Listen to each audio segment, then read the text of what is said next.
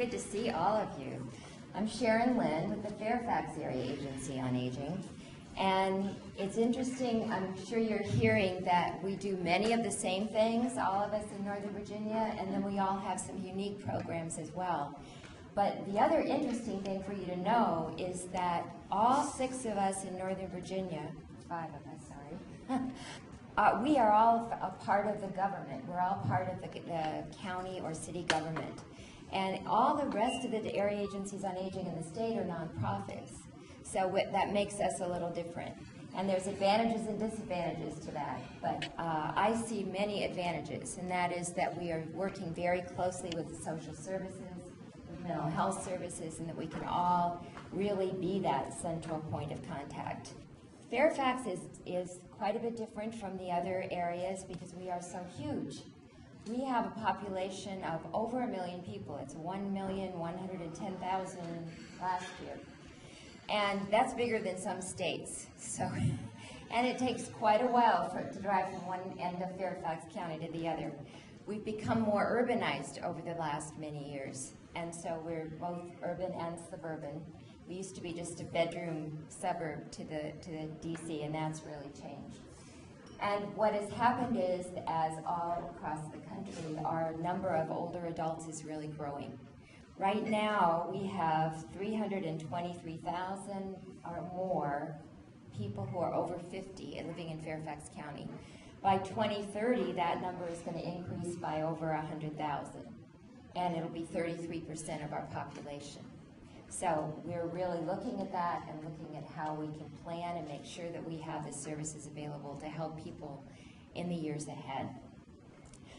Fairfax County is also very diverse. About 25% of our folks were born in another country. So we have many non-English speaking residents as well. So there's lots of challenges and benefits with that.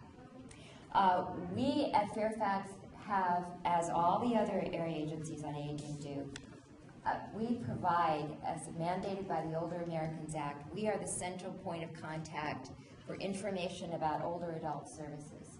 So we have what we call the Aging, Disability, and Caregiver Resources line. And that's a mouthful, but it really describes the service. People can call us and speak to experienced social services specialists, and they can help them to find out about services for older adults, adults with disabilities, and caregivers. And these are folks that are very experienced, can listen to the situation, and help people to get connected to county services if they might be eligible or interested, but also to services in the community that are nonprofit and businesses as well. And we often send out the Guide to Retirement Living, the source book, to those folks who need information from that, because it's a wonderful resource for us. And we try very hard to do the outreach in the community. We have developed a new website that's very comprehensive for older adults. So if you go to the fairfaxcounty.gov website and click on older adults, you'll see all the services together, not divided by agencies, but by service. And that's what helps people. If you click on Adult Day Healthcare, it takes you to the Adult Day Healthcare website. You can learn all about those services. Find out what's going on in the community as well. And then we have online newsletters, like a Caregiver Corner online, disability newsletter, ombudsman newsletter. So we knock ourselves out and try to get the information out there. And as Marianne said, when we talk to the public, we often hear, we didn't know that you existed. We didn't know those services were there. And so it's a real challenge because people often don't really want to know until they have to, until a crisis comes, and then they want to be able to find those services. So we try to make it as easy as possible to find them. I'm going to talk about 3 aspects of what Fairfax County Area Agency on Aging does that is special, because we do all the other things. We have all the Older American Acts program. We do Meals on Wheels volunteer program. We have the Virginia Insurance Counseling and Assistance Program, which is really important. We have the Ombudsman Program, congregate meals we provide at senior centers. But our Family Caregiver Support Program, I think, is very special, and it actually won honorable mention from the Commonwealth Council on Aging's awards this year. And it's because it's a rather comprehensive program. We have seminars that are in the fall and the spring, and this is out on the table outside. We hold them all over the county with all kinds of topics that would be of interest to caregivers to help them to be prepared. Because when they have that information and they're prepared, then they can respond appropriately when those crises come. So we do that. We also provide caregiver consultations, a 1-hour free consultation on the phone or in person with one of our ElderLink care managers, and I'll talk more about ElderLink in a minute. But that can be immensely helpful, whether the caregiver lives in Fairfax County, or whether they're here from somewhere else, and whether they're out in Idaho and their mom or dad lives in Fairfax County. So it can give them the basis to get some basic understanding on where they should go from here. We provide telephone support groups because we have lots of folks who can't get out to go to support group meetings. So once a month we have a telephone support group meeting, and every quarter we have one in Korean language. So that's a small program but very effective. And we have kinship care programs, and that's for those older adults who are caring for their relatives' children. So it could, in most cases, it's grandparents caring for their grandchildren. And that number of people is growing and growing. There are so many that really need help. They need information for the children in the school system and all that kind of thing, but they also need help for themselves and how to get respite, etc. We have a discretionary fund that we can use for our clients that need respite. If they need to go away for a weekend, they can get up to $500 toward an assisted living facility or toward a home health aide to help so the caregiver can get away. And we also have, we can do equipment, provide services that they can't get elsewhere for the caregiver. And we have respite programs. We have 2 respite programs. One is through our contracted home health agency services. And by the way, we're going to be doing an RFP next year, so we are looking for other agencies to join the one that we have now, which is the medical team. The private respite is, the personal care respite is through the medical team. It's 6 hours a week for caregivers, and it's on a sliding scale. So if they're low income, there's no fee at all. If they're higher income, they can pay on a sliding scale. We also have developed within the last couple of years a volunteer respite program. And because there's such a need for respite, you always hear that from caregivers, that's what they need. And we have trained volunteers who will go in and provide social respite. So they can go in and play cards, look at photos, take walks with the person, and just really have a social time together while the caregiver is able to go out and do other things. And one of the great things about this program is that most of the volunteers work, so they want to work in the evening or on weekends. And for our professional respite care, usually that's Monday through Friday. So they're really special programs that we offer to help a lot of caregivers. The other thing I wanted to talk to you about, what am I forgetting? Oh, our public-private partnership. That also is very unique in the state. We partner with ElderLink, and ElderLink is a public-private partnership between Inova Health System, the Area Agency on Aging, and the Alzheimer's Association. And it was formed way back in 1990. And the first real focus of that public-private partnership was case management under a grant that we have from the state and still have today. It's the Elderly Virginians, oh now I'm forgetting, ECVP. We call it Care Network. But anyway, the under-income people who can qualify for our in-home services through the county provide Care Network services at no charge, basically. And then those who are over can get care management through ElderLink at a set fee per month, which is $100 per month. And they get assessment, care planning, and monitoring, whatever it is that they need. They get connected with services in the community. So it's a wonderful program for that. But it's also grown in many ways. ElderLink runs our respite programs, both of them. and they provide our caregiver consultation, so they're very involved in caregiver support. They also work very hard in our prevention services, and this is something new that's developed in the last 2 or 3 years, and it's the focus that we're seeing in the healthcare system on prevention. So we have a grant from the state of Virginia through the federal government for the Chronic Disease Self-Management Program. And that program is wonderful. It's a 6-week program to help people understand how to manage their own chronic illness, whatever it is. It's extremely successful.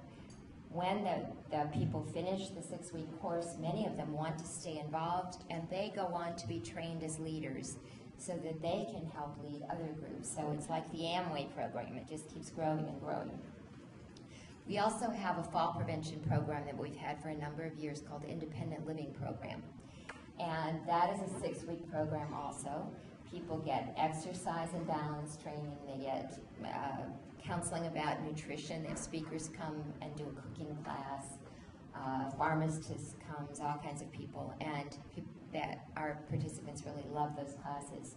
Now we've combined those 2 programs into what we call our health and wellness program. And the folks that are in that program who need care management, who would like to have somebody come out and do an assessment, do a home safety exam, those folks can get care management at no cost. They need grab bars, they can get that through our program. If they need an emergency response system, they can get that on a sliding scale fee basis. So it's really a wonderful new program that's bringing all of these aspects of prevention together. So they're terrific programs. And the Chronic Disease Self-Management Program, we are also offering to all of the rest of Northern Virginia. And Loudoun now has classes that they are offering where they have been taught by our master trainers, and now they're expanding and training master trainers.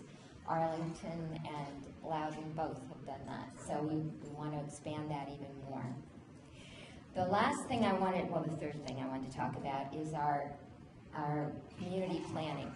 As Sandy implied or said, the area agencies on aging are responsible for looking at the unmet needs in the community and bringing county, governmental, private, nonprofit organizations together to plan for the future needs.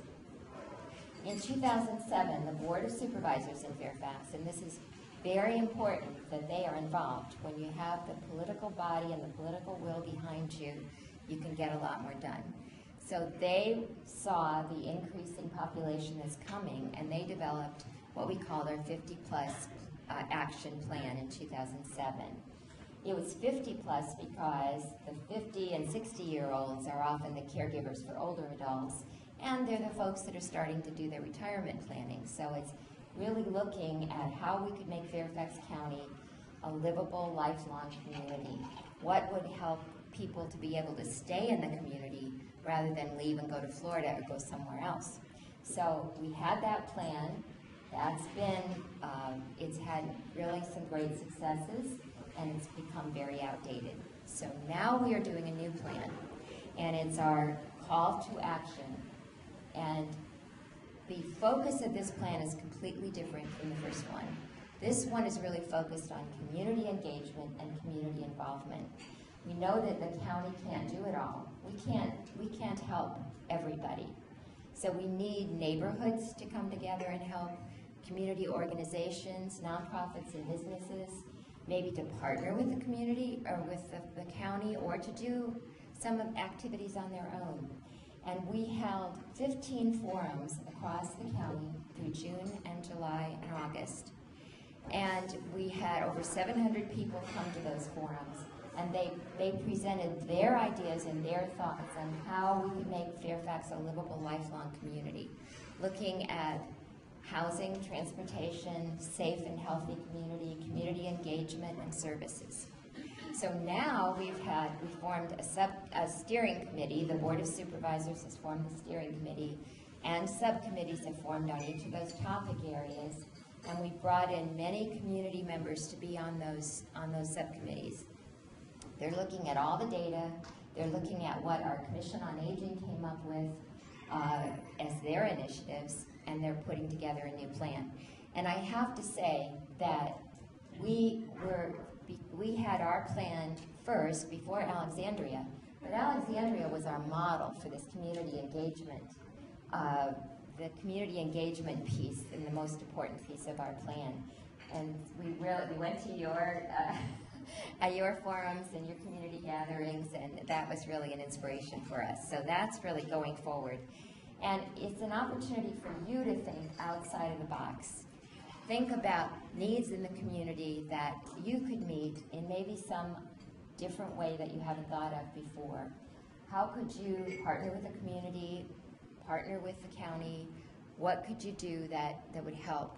And let us know those ideas. This action plan that we're going to develop is an open plan that we hope that when people see the initiatives out on a table at a resource fair 3 years from now, they can pick them up and say, well, maybe my community could do that, or my business could do that in my area, in my neighborhood.